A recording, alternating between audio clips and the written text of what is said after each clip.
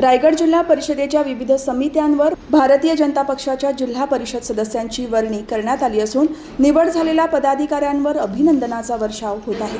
शिक्षण आणि क्रीडा समितीवर सोनाली जितेकर यांची निवड करण्यात आली आहे। समाज कल्याण आणि आरोग्य समितीवर नेहा पारंगे यांची वर्णी लागली आहे। तसेच हर्षदा घरत यांची बांधकाम, शिक्षण आणि क्रीडा समितीवर निवड झाली आहे। याचबरोबर निकिता खारकर यांची बांधकाम समितीवर, अनन्या गाताडे यांची जलव्यवस्थापन स्वच्छता अर्थ समितीवर, प्राची जाधव यांची समाज कल्याण आणि अर्थ समितीवर निवड करण्यात आली आहे। या सर्व भाजप पदाधिकाऱ्यांच्या निवडीबद्दल लोकनेते रामशेठ ठाकूर, ज्येष्ठ नेते जय म्हात्रे, आमदार प्रशांत ठाकूर, आमदार महेश बालदी, उत्तर रायगड जिल्हाध्यक्ष अविनाश कोळी तसेच जिल्हा परिषद अध्यक्ष मंगेश वाकडीकर यांनी अभिनंदन करून पुढील कार्यासाठी शुभेच्छा दिल्या। या निवडीमुळे जिल्हा परिषदेत भाजपची ताकद अधिक बळकट झाली असून विविध विकास कामांना अधिक गती मिळेल असा विश्वास व्यक्त करण्यात येत आहे।